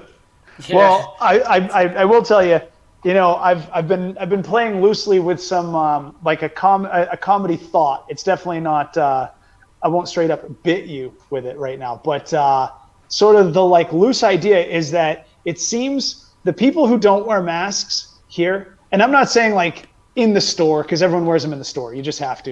You can't even be in the store. But the people who are of the lesser use mask mentality out here versus those who wear it in the car driving alone, it's like in their own car. Dude, you see that shit. You see it in their own car alone. But Very rare here, but it does happen. And they're always the worst drivers. You see a guy wearing a mask while he's driving alone, he's going to cut you off. I promise you, he's going to drift into your lane. He's going to make a weird turn with no signal. The worst. If you see someone do something weird on the road and then you're able to see a view of them, they will have a mask on. Always. But the idea, I think the mentality, it's kind of like condoms, man. I think it's a lot like condoms because you have the people most people wear condoms because they don't want to get a pregnancy. And they're like, this is just a smart way to do it. Yeah, it's not as fun. Life's a little less exciting, kind of sucks, but you got to do it. And then there's the guys who are like, no. I'm a pull-out guy. Fuck condoms. I go raw dog, and I pull out, and I live on the edge. And 9 times out of 10, that works. But those guys, there are going to be more pregnancies as a result of those guys. It's going to happen. So that mentality, when it comes to condoms, leads to an impact on the population. There are more people as a result. The mask, similar to the condom, you have the guys who are like, nah. I don't wear that shit. Fuck that. I ain't going to hurt nobody. I know what I'm doing. I'll be careful. It'll be fine. Probably they're right. Probably they're right. But sometimes they're going to be wrong. And when they are, it impacts the population. But the other way, it takes people out of the population. So I think, you know what I mean? There's an inverse relationship. They're the same for as many, you know what I mean? I'm trying to put my finger on exactly what it is, but it's that same mentality kind of actually cancels out. Anyone you're mad at for not wearing a mask because it probably killed a few people, it's okay on the broad scale because he brought a few extra in when he didn't wear a condom in high school. It's Jesus. Just, you know what? Those people are net zero. They're net zero. Oh my god. Oh my god. I wouldn't put that one on the fucking SNL or the Netflix special. Well, but it's not endorsing them. It's not endorsing that. I mean, you know, that's a, what is it, like a hyperbolous observation or something? Like, I'm from the outside. It's just an observation. It's just math. It's not an emotion. It's not a perspective of mine. It's just, it would appear probably on the Venn diagram that the same people who are knocking people out brought a few extra in, and they actually cancel. The only way that anyone could really be happy is if we knew for certain that the people who were knocked out by the non-maskers were the people who were brought in by the non-condom people, and they also shared the non-mask mentality. Then the world would be okay. Then everything would be fine. But unfortunately, you know, it's not the direct one-for-one. Boom. But I think it is the same mentality, though. Because I think the people who don't wear a mask, they feel like the guy with the cigarette pack rolled up in his sleeve who just rolled up on a Harley. You know? It's that same, like, fuck that, I'm too cool. Get out of my way. I live on the edge. It's that same guy. You know? Yeah, no, you're right. You're actually right, and that's terrifying. When comedians are right, we know the world's over. Like, this is why I think you're such a great comedian, like, because you just pull the shit out of nowhere, you know. But the thing, my problem is, and I hope you don't mind me saying, is like you don't put it out. Like, I know you do Instagram, but you don't get them all onto YouTube. Like, I consume most of my media on YouTube, but I will specifically go to try find, you know, your stuff because it's spot on, like. But you know, man, like, you gotta put it out there to different people. You could not be more correct. You could, and I'm telling you, if you were. Like, you got it, but you don't just put it in the right places. You know what? I mean, if you told me that you wanted to be a manager, I would tell you you had a job. It's too obvious. You're right. But, you know, I had never put anything online other than like a couple of clips that I'd recorded from a club. I had never put anything online until going into COVID when I started doing the stories. So it still feels funny to like record it from home, and I have no other way to get it out. But you're right. Fuck. All right. I mean, man, all it takes is, I don't know, you got to stay up one night. You guys got to get them up. And you got to remind yourself, I got to fucking make a comedy thing. I need to put it on YouTube and Instagram. That's it. Just a reminder. I got to get these in 2 places. Yeah. Well, I think organization, like Chelsea and I were talking last night, and I think, so what I wanted to do as of recent was I wanted to do a podcast on Tuesdays and a Behind the Comics story on Thursdays. A half-hour podcast Tuesdays, which would include comedy. You know, I would work some bits into there for sure. But then, you know, it just didn't happen for the last couple of weeks. I'm like, what the fuck?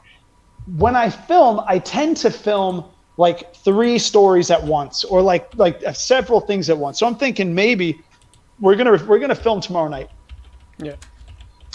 I think I need to really decide what I'm gonna film, make Sunday night the film time, Monday the editing day, and then post during the week. I think that's probably the way to do it. I mean, just for a realistic outcome. If I think I'm going to shoot 2 or 3 days a week, maybe that's not realistic.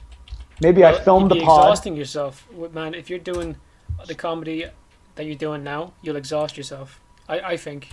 I did an episode a day for 140 episodes, and I think that's exhausting. Still unbelievable. I can't. It was 140.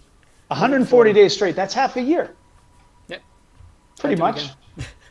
I do it again, but I would actually need like the young Jamie equivalent. Yeah, well, because you were also doing all your own editing, and no, dude, you'd have to be able to type with your toes and, you know, write with your hands, and There you go. Yeah.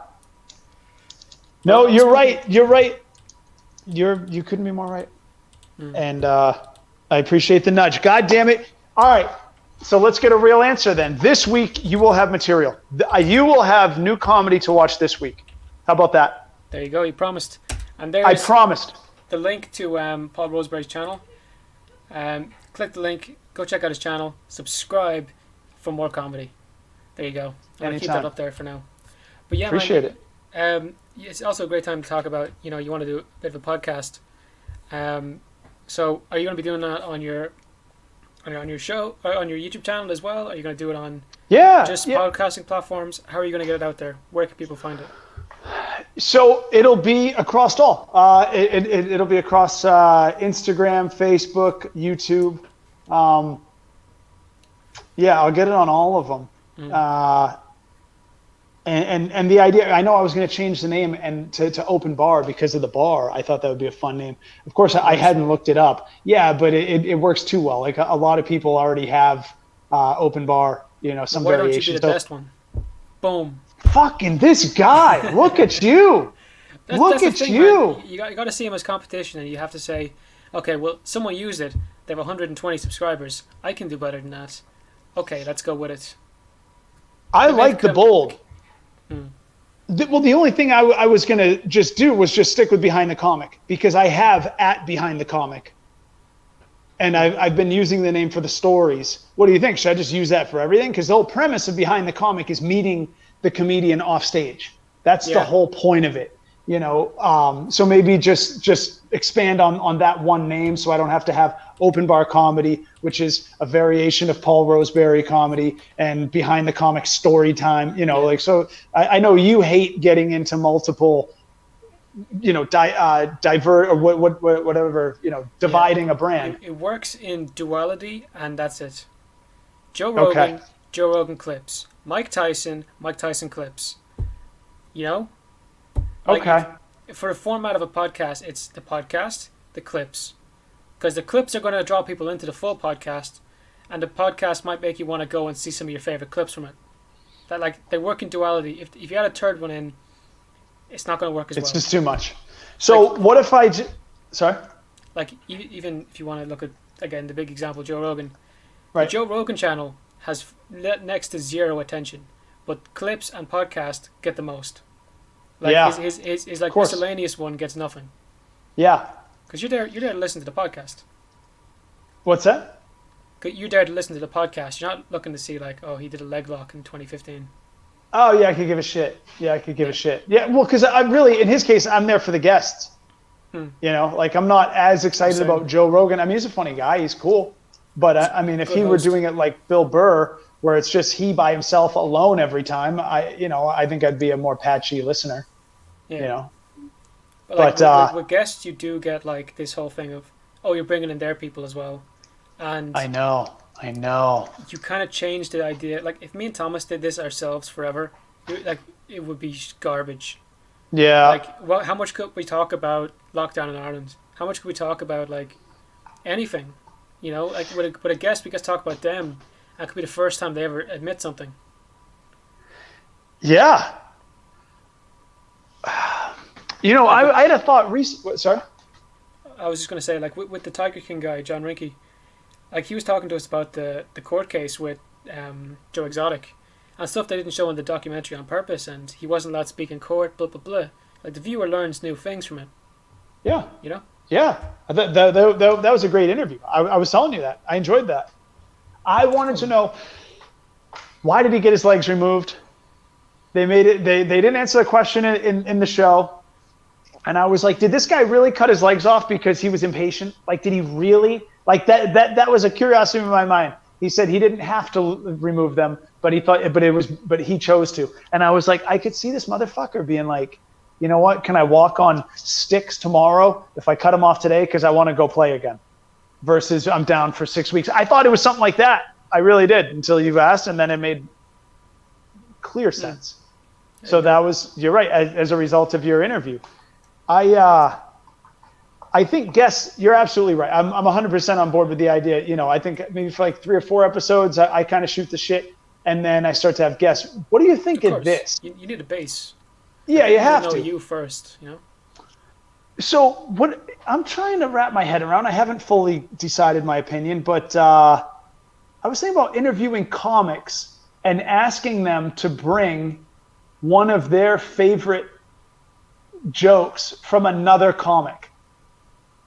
Like it's comics talking about comics. Like it's got to be one that's been done so that you're not blowing like an open micer's new joke, or a joke, some guy that, like Joe Rogan is always cautious to not say another comics joke if it hasn't been released in a special yet. But say if you have a joke from childhood you loved about Eddie Murphy, or even something you saw last week on Netflix. Like, so you're not tooting your own horn. You know what I mean? Like you come on the show and you tell us, you're like showing an appreciation for another comic.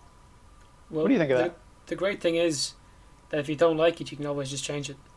Like, do it. Absolutely, by all means, do it. But if after 6 or 7 times you're like, maybe this sucks, maybe this isn't going the best, you can change it. Like you can move on to just shooting the shit with another comic. Like comics behind a comic being a show about like a comedian interviewing comedians, or 2 comedians chatting shit. That'd be some of the funniest material I'd ever hear. And for aspiring comics, it's not too bad. That's not a bad thing. Yeah. You sure you're not a manager? Are you sure? I've been offered. You gotta check. I have actually look in your been wallet. offered. See, yeah. I was gonna say, see if there's a business card in there you forgot you made. Yeah. No, I don't know. You got good ideas. Like I don't know. I have very little experience in like time scale, but in day to day, like I've been doing this fucking very often for a while now, and in high intensity too. And even like just getting people on other shows and recommending other people. I don't know. Yeah, it kind of feeds into it. Yeah, you're very task oriented, man. That's to say the least. You have to be, dude. Yeah, you really do. And again, like I say this to you fairly often, like entertainment's hard. If there's any way I can help you, by all means. Yeah. No, well, back at you. I mean, it sounds like for where we're at, there's more that I can gain from your knowledge on the AV tech stuff than I can offer back. Times. But I've the first mistakes you'll make, I've probably done 12 times, and I can give some feedback. Like if you haven't done a podcast, but like vice versa, if I said, "Hey Paul, I want to do comedy, tell me if this joke's shit," I could say in my first 20, you could say, "Jesus Christ, don't quit the day job," or give me some advice. Like this is what I do, so I know a bit about it. This came up the other day on the Doghouse. I don't know if you were live on that. Yeah, so I know you were at some point. I didn't know how much of it you saw, but we were talking about doing an open mic together via Zoom, and I was saying that you and Thomas, didn't we talk about that? We did a while back. Yeah. Going into the fall when you're getting ready for school, I think. But this is back when we did like a podcast every day. So like, if we were gonna find time to do that, holy shit. No. We do it 3 times a week now. Of course, I could do it. I listen to that. I do it 3 times a week. Of course, huh? In our Discord channel, we have open mic. Oh yeah? That's no joke. Someone said we should add open mic, so we did. Dude, you guys are fucking an enterprise. You have to. I love it. I'm able to help with anything, but all I ask for in return is tell me my jokes are good or bad, straight up. Whenever I put them towards you, you gotta say, dude, don't quit the day job. You know what? I will. I hate to use good or bad. It's more of I'll tell you how far you got to go on it. Because a lot of times something could be a seed, and it just needs to really be carved out more. Where you got to really establish the direction. Where you got to, it's. I mean, unless it's just terrible. I mean, if it's just absolutely stupid. But it's hard because there are some comics who, I don't like their comedy, but they have fans. You know what I mean? So what's good or bad? I don't. It depends on the people, I guess. It depends on who your audience is. It depends, if it makes you glow telling it, that's half. You can tell the worst joke, but if people are like, fuck, this guy is so proud of that joke, it's almost funny just to watch him tell. You never know. There was Yeah. a comic in Boston. People said he did his best when he bombed because he would get so uncomfortable and stuff. And it was true. I actually saw him bomb one time. I was like, that's 100%. That guy, his material isn't that good. But watching him bomb was entertaining. So like, just give him a book to read. Just like, it doesn't matter what the material is. Let's just see him try to not drown. And the splashing is the show. It's not the stroke. It's the splash. It's Yeah. anytime you want to put it together, man. Yeah, of course. Anytime. I think that would be a lot of fun, and I think it's funny that not funny, but I think it's wild that we could actually do a show together, like an open mic, a 5-minute open mic, which are throwaway. You can find them anywhere, but online, you can be in Ireland. The dog can be in Jersey. I think I saw the dog on there. Yeah, there he He's is. here. He's here. There he is. And I can be in LA and the four of us can hang out Yeah. doing the same open mic that normally I would only meet people from LA. I mean, I hate to even go to open mics anymore. Like you have to do them in the Never beginning. done them. No, you have to. I mean, there's no getting around it. You have to. I mean, in time, you just have to kind of know whether your material is good or not, and you know how to hone it. Yeah. Because an open mic is actually, it's the worst thing that happened to comedy since comedy. It's absolutely terrible because it's the farthest thing from a real audience. No one's listening. Every comic is so in their head about what they're going to talk about when they get up or how it went when they had just gotten up that they're not listening to you. So you're in a room full of 12 people and none of them are listening to you at all, maybe one. And it'll get in your head that no one's listening. And so it feels even more complicated than comedy is in itself because you're dealing with people who don't want to listen. Yeah. As opposed to in a club, people want to have fun. So it's a little, there's a removed barrier. You can actually enjoy it. So I'll tell you that before we do it. Open mics are fucking brutal and expect nothing from it, but you just have to. It's just part of. Yeah. Yeah. That's just how it is. Yeah, that's kind of it, man. I know you got to go somewhere today, so. Yeah, we're try going not to. keep you too long. No, it's all good, man. Hey, we're an hour and a half anyway. Always great. Always tons of fun. My last thing is, I know we had a chat about remember like dieting. Back extra Sarge. There you go. Who doesn't like this guy? It's Paul Roseberry. He's my favorite comedian. You're all Hey. you're all loving by the end of this, and you're gonna check out his Man. show too. Remember. Behind the comic. There you go. But what was I saying? When I had the dietitian on, I was remembering like we had a chat about like you did a bit of like keto stuff, like you're experimenting with it. Yeah. How's that going for you now, man? Because you've been steadily losing weight every time I see you. It's funny you brought that up. So, all right, you know what? We're putting it to a real challenge. So I had gone from 230 down to 190. Whoa. I'd lost 40 pounds. And I was dipping at like 189, 188 a couple times, but about 190 steady for a few months. And I felt great. Like my face felt, not bloated and all that shit. I felt like really good. And then I discovered that there were some open gyms. I hadn't been to the gym since the beginning of COVID. So before Thanksgiving, I was talking to a neighbor and I found out there were actually some like outdoor gyms that really had equipment and were, like a real gym. So I joined, and man, this is what happened. I joined the gym and it felt so good to lift again. And like my body just felt like it worked, and I, kicked some ass. And what it did, it brought back the hunger, because when you really lift, then your body's like, dude, consume. Just eat anything you can get your fucking hands on, because it's all muscle. You know what I mean? The fire's burning hot, and you feel like it's good. It's a good thing to be this hungry, and it's a good thing to eat because you're building your body. Yeah. Just like you want a fat baby. You know what I mean? You don't want a skinny baby. You want a fat baby because the baby's got to grow. And as long as the baby's fat, then hopefully he's got more than enough of what he needs to grow. He's not going to be deficient. Whereas if you get a skinny baby, you're like, fuck, am I like stunting his growth or something? So you want to always feel full. Yeah, that's a weird thing with working out. You're just going to like maul the first thing you see, You might make a Oh, chicken breast and a bit of broccoli for when you come home. But dude, if you're seeing like a Mars bar or a Snickers, you're gonna maul it. all of it, dude. Taco Bell, burritos, all that Mm. shit. One day on my way to the gym, I had 2 burritos from Taco Bell. Go to the gym without your wallet. Have food when you get home. You almost have to. Yeah. So to get back to your question, the I had lost 40 pounds by not eating until afternoon.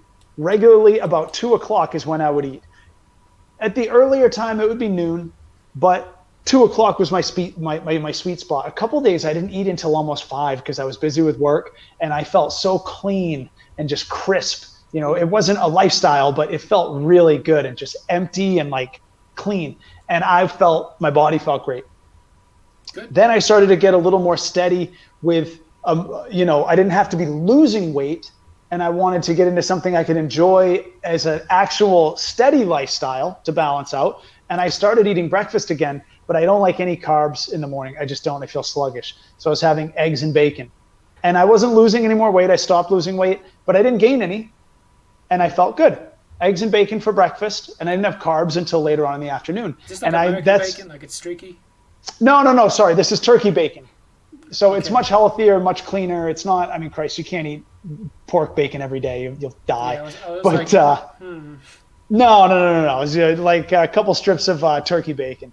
So at that point, I was steady at the 190. I wasn't losing weight, wasn't gaining weight, and I had good energy throughout the day. I was very happy. And that's where it got a little keto-ish because it was only protein in the morning and my coffee, and then carbs in the afternoon, but for a more limited window.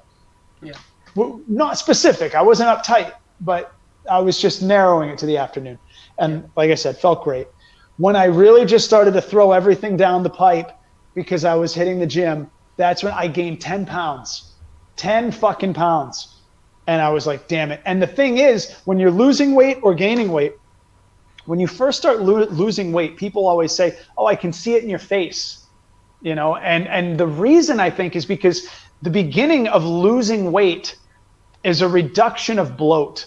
You're starting to get your gut working in a better place and having gut knowledge. I can't wait. I haven't had a chance to listen to that episode, but I want to. I want to hear what that guy has to say. Just came out yesterday, dude. It was fucking unreal. I haven't I eaten can't anything wait. but vegetables and meat since I talked to this guy. Really? Yeah. Well, I slept up like once, but But been a now, while. but the episode came out yesterday, but you interviewed him like a week ago. So this is since talking with him. Yeah. How do you feel? Probably gonna slip on Valentine's Day if I see the lady, but dude, I Yeah. felt like a fucking beast like yesterday. I Really? felt like a fucking beast. Like I was just having everything with vegetables and meat. That was it. Because I'm not gonna sit there and eat like a whole thing of like have like 3 slices of toast with my breakfast or something. I just have like the nutrient dense part of it. Because why would I have like these empty carbs? That's this whole thing. Less empty carbs, more nutritional meat. What about, have you cut the dairy? Dairy's a part of it. Animal products are a part of it. What's that now? Yeah, Like that? Animal products are a part of the Sapien diet, which is what he promotes. They are So- or are not? They are. Okay, so you can have, like, the same way you can have beef, you can have milk. You could have cheese. Yeah, milk, butter, cheese. Thank God. Okay, interesting. Well, when I was really feeling my leanest, I wasn't eating any dairy and I wasn't eating really any bread. I would eat tortilla chips. I would have chips and salsa, God, almost every day. I don't know why I'm so addicted to that shit. It's the salt, but so you were feeling great though? You said you felt like a fucking bull? Yeah. Man, I'm still ready to go. Like energy levels are way higher. I've been able to interview people a lot easier. Like I'm not sitting there like, yeah. Like just thoughts are just straight away, straight into the head. I can go at it very fast. Yeah, I guess mental clarity is a part of it. Dude, Like carbs and refined sugars like do give you brain fog in the first place. yeah. So I guess we cut them out. Now, are you a big breakfast guy? Do you like what's your pre-noon eating like? I make potato cakes, so like potatoes. Like Irish people used to live off this shit forever till the famine. So I have potatoes. Is that like a latke almost, like a Jewish, like a potato pancake kind of? Kind of, but like it's just basically make mashed potato, like a big bulk of mashed potato. Like I use 6 potatoes, put 3 eggs in, and I cut up 3 things of bacon. But Irish bacon is like only lean. Like it doesn't have like the fatty bits. Yeah. So I just put that in, cubed the bacon and all, and I kind of semi-cooked them, then froze them, and I just put them in. And normally I have like a sausage patty or like some kind of meat with it for breakfast, or like I have chicken with it, whatever. Damn, that's a power meal right there. That's kicking some ass. Yeah, wait, so you have eggs, fish and sweet potato, stuff like that. Wait, fish? Yeah, fish and sweet potatoes is another thing I'd have. In the morning or later in the day? No, later in the day. Okay. I wouldn't want that for breakfast, in fairness. Dude, I heard, and I don't know. I don't know. I should find out more because I brought up a few times to different people. I've heard that the Korean diet doesn't really have a variation between breakfast and dinner type meals. It's a lot of fish. They have fish even in the morning. But your body doesn't really care, in fairness. I guess not. Tuk and the boys back in the day, you know, they weren't thinking, oh, we'll leave the steak for dinner. We'll have the berries and the oats for now. You know, like their food is Yeah, food, but man. fish. Something about fish for breakfast. Doesn't that seem weird? Fish? I still have it. I don't know. I just You eat fish for breakfast? I said I would have it. I wouldn't yeah. have a problem. Well, Like, but you see, we've all even had if it's just fish at like 6 a.m. well, I mean, Jewish people really like to have lox, salmon, sliced raw salmon.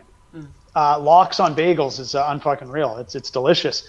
But that's the only time. Generally, I mean, culturally, you don't go to many restaurants and they have a fish breakfast. You know, for some reason we shy away from that. You definitely have fish for lunch or dinner, but generally, I'm not sure why that is. I don't know why, if it's harder for our body or whatever, but I don't know. I'm not even sure where I got that from, but I don't know. It's just kind of like going to be ingrained in you. Yeah. Anyway, you're making me hungry now. I'm gonna go make some dinner. Yeah, me too, man. I haven't eaten yet today. This will be one of those days. It's 1 o'clock over here. Well, fair play to you. Anyway, Yeah. so if people want to check you out, Paul, they know where to find you. I'll put the link back up again before we go. Boop. And yeah, behind the comic, you post. It's weekly anyway. Weekly comedy. Yeah. And they can find Well, you especially on Instagram, Facebook. I mean, I really have very little choice at this point because I otherwise I'm going to have a hard time facing you. So you know what? Face me fairly often. I do. Glad to. Yeah, no, it's always a pleasure to talk to you, Paul. Always, man. Some of like the funniest shit from this channel is normally like when we talk to you. Hey, So glad to be a part of it. Glad to. I'll contribute anytime. There you go. If you want to check out Paul Roseberry, there's the link behind the comic. Podcast coming soon. How soon do you think? Next month? 2 months? Oh, come on now. After this motivational boot in the ass? No, I'm shooting tomorrow. See you tomorrow. Well, I've already shot the first episode twice, and I just wasn't happy with it enough. And so we're gonna shoot again tomorrow night, and I don't see why I don't plan on editing it. I plan on it just being a straight run. You know, so I think Tuesday you'll see that out. There you go. Well, How about there's that? something to look forward to, lads and ladies. But anyway, take it handy. Stay away from yourselves, and good luck.